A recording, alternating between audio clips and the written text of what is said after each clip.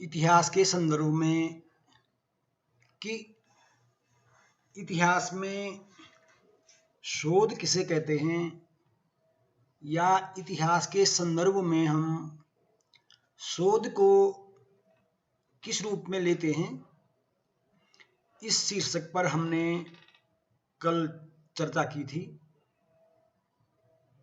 और आज हम चर्चा करने जा रहे हैं कि इतिहास कला है या विज्ञान।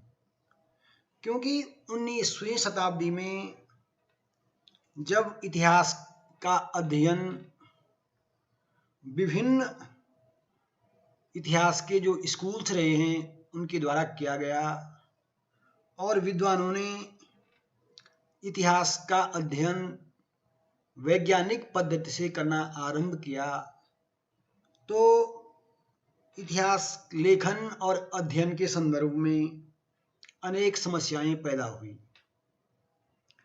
विभिन्न विद्वानों ने इस संदर्भ में अपने अपने मत व्यक्त किए कि इतिहास कला है या विज्ञान। क्योंकि इतिहास का जो शोध या हम कह सकते हैं इतिहास में जो शोध है, शोध एक प्रकार से वैज्ञानिक पद्धति पर ही आधारित है।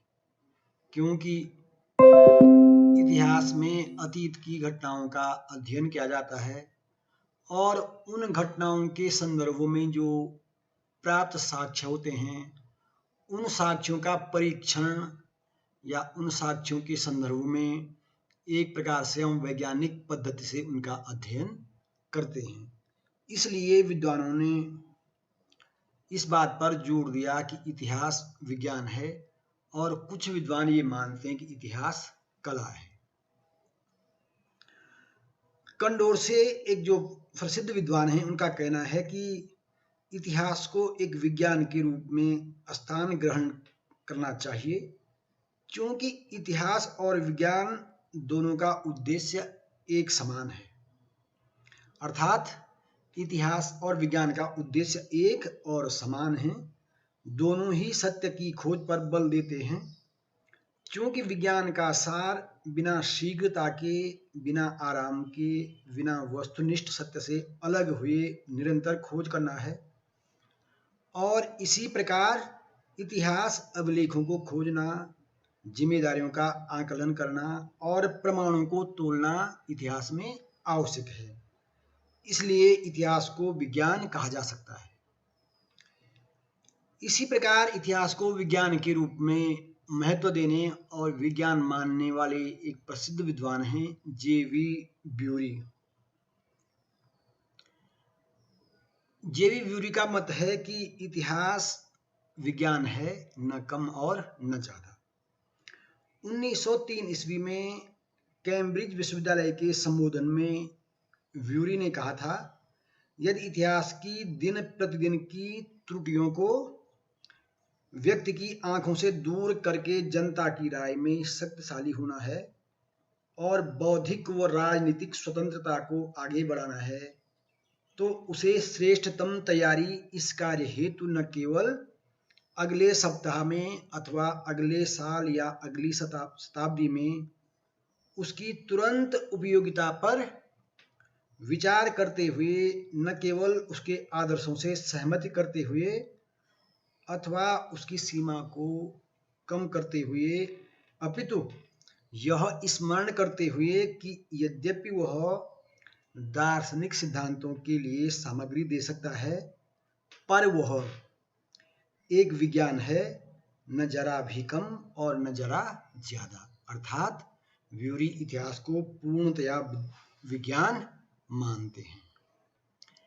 इसी तरह इतिहासकार लियोपार्ड वान रैंक के अनुसार इतिहास को भविष्य के लाभ के लिए अतीत का निर्णय करना अथवा वर्तमान को निर्देशित नहीं करना है, उसका एकमात्र कार्य केवल उसको प्रस्तुत करना है जो वास्तव में घटित हुआ है। इस तरह विज्ञान के समान ही रैंक भी इतिहास को एक वैज्ञानिक की तरह उसका अध्ययन करना उचित मानते हैं और इतिहास को विज्ञान की श्रेणी में रखते हैं।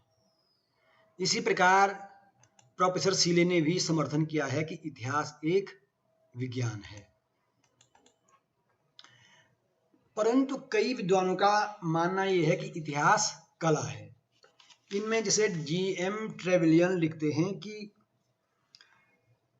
इतिहास केवल एक विज्ञान नहीं है, अपितु एक कला भी है। वो लिखते हैं कि ऐतिहासिक तथ्यों की खोज वैज्ञानिक ढंग से की जानी चाहिए, लेकिन पाठक के लिए उसका स्वरूप कला की प्रकृति का है। अर्थात इतिहासकार ऐतिहासिक तथ्यों की खोज एक वैज्ञानिक की तरह करता है, परंतु जब वह इन तथ्यों के आधार पर इतिहास लेखन करता है और उस इतिहास को पाठकों के समक्ष रखता है, तब उसकी प्रकृति कला की तरह हो जाती है। इसीलिए ट्रेवेलियन ये कहना चाहते हैं कि लिखे हुए शब्दों की कला को ही सामान्यतया साहित्य के नाम से जाना जाता है, और इस प्रकार ट्रेवेलियन इतिहास को कला मानते हैं। ऐसे ही विभिन्न विद्वान हैं जिनमें इतिहासकार जियोफ्री भी लिखते हैं कि इतिहास को प्रकृति विज्ञान की स्थिति तक कम करना, हमारा जानबूझकर उस वर्णन को छोड़ देना है जिसे हम सत्य स्वीकार करते हैं, और इस प्रकार विज्ञान की गलत धारणा पर अपने अत्यंत जाने माने ज्ञान को दबा देते हैं। अर्थात वैज्ञानिक अध्ययन के साथ साथ जो व्याख्या होती है वह कलात्मक होती है, और इसलिए इतिहास एक प्रकार से कला है। A.L. राउस लिखते हैं कि इतिहास एक कला है। लिखा भी है कि पर्याप्त ऐतिहासिक लेखन को वैज्ञानिक पद्धति से अधिक समृद्ध बनाया जा सकता है, परंतु यह सत्य भी स्वीकार करना होगा कि इतिहास एक कला है। तो इस तरह हम समझ सकते हैं कि विभिन्न विद्वानों ने इतिहास को कला और विज्ञान के बीच, जो कुछ विद्वानों ने उसे विज्ञान का है और कुछ इस समर्थन में है कि इतिहास कला है। इतिहास को विज्ञान मानने के विरुद्ध विद्वानों ने कुछ प्रमुख तर्क दिए हैं कि जैसे इतिहास केवल अद्वितीय का वर्णन करता है। दूसरा वो लिखते हैं कि इतिहास कोई सबक नहीं सिखाता है, इतिहास कोई भविष्यवाणी नहीं करता है, इतिहास विषय परक है क्योंकि व्यक्ति स्वयं उसको देखता है। इतिहास में धर्म और नैतिकता गहन रूप में निहित है। इन तर्कों के आधार पर विद्वानों का मानना है कि इतिहास विज्ञान नहीं है। परंतु दूसरी ओर इतिहास को विज्ञान मानने वाले विद्वानों ने इनका खंडन किया है। वे लिखते हैं कि विज्ञान में सामान्य और ब्रह्मांड की घटनाओं का वर्णन होता है, लेकिन इतिहास में अद्वितीय और विशिष्ट घटनाओं को स्थान दिया जाता है। परंतु इतिहासकारों में एक प्रवृत्ति होती है कि वो समान घटनाओं से सामान्यीकरण का चित्र प्रस्तुत करते हैं। अर्थात जो समान घटनाएं होती हैं, उन समान घटनाओं के आधार पर इतिहासकार एक निष्कर्ष निकालते हैं और उन घटनाओं का एक सामान्यीकरण करते हैं। इस तरह यह कहना सर्वथा भ्रांति मूलक है कि सामान्यीकरण इतिहास के लिए उपयुक्त नहीं है। जिस प्रकार विज्ञान में विभिन्न प्रयोगों द्वारा एक सामान्य सिद्धांत जो स्पष्ट होता है, उसी तरह विद्वानों का मानना है कि इतिहास में भी विभिन्न घटनाओं की समानता के आधार पर उसका एक सामान्यीकरण किया जा सकता है। दूसरा कथन जो था, इतिहास कोई सबक नहीं सिखाता, इसके विरुद्ध इतिहास को विज्ञान मानने वाले विद्वान कहते हैं कि यह कथन पूर्णतया सत्य नहीं है कि इतिहास हमें कोई सबक नहीं सिखाता है। वस्तुतः सामान्यीकरण के परिणाम के आधार पर हम एक घटना से दूसरी घटना के संदर्भ में सबक ग्रहण करते हैं। जो एक घटना अतीत में घटित होती है, उसी के समान अगर दूसरी घटना घटित हो तो हम उससे सबक लेते हैं, उसे सीख लेते हैं। जैसे फ्रांस की राजक्रांति के सिद्धांतों ने रूस के क्रांतिकारियों को महत्वपूर्ण पाठ सिखाया था। इसी प्रकार 1919 ईस्वी का जो पेरिस समझौता था, उसमें जिन राजनीतिज्ञों ने भाग लिया, कहीं न कहीं वह 1815 के वियना कांग्रेस के अनुभवों से प्रभावित थे। ये विद्वानों का मानना है। इसलिए वो कहते हैं कि हम यह नहीं कह सकते कि इतिहास हमें सबक नहीं सिखाता है। इसी प्रकार यह धारणा कि इतिहास कोई भविष्यवाणी नहीं करता, इस संदर्भ में इतिहासकार का मत है, जो इतिहास को विज्ञान मानते हैं, वे कहते हैं कि जैसे विज्ञान का उद्देश्य भविष्यवाणी करना है, इतिहास भी इस संदर्भ में पीछे नहीं है।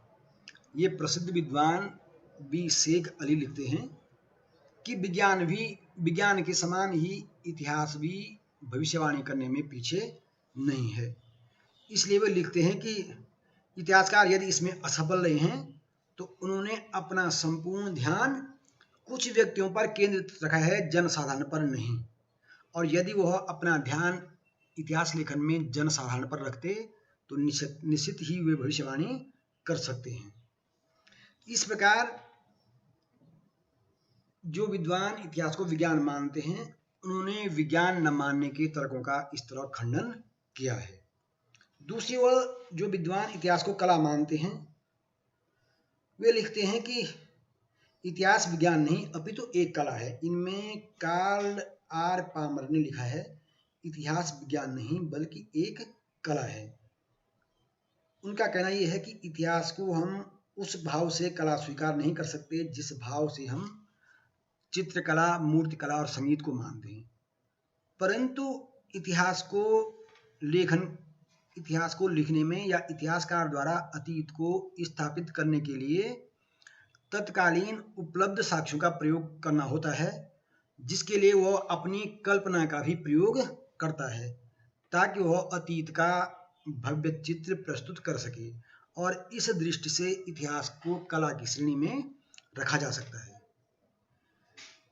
एक दूसरी मान्यता यह है कि इतिहासकार को कलाकार उसके वर्णन के तरीके के आधार पर कहा जा सकता है। वास्तव में गिब्बन की महानता बहुत सीमा तक उसके कार्यों की कलात्मकता के कारण है। जो प्रसिद्ध विद्वान गिब्बन हुए हैं, उन्होंने जो लिखा है उनका जो कलात्मक ढंग से प्रस्तुतिकरण है, उसी आधार पर उनका क्या है, लेखन को एक प्रकार से विशिष्ट माना जाता है।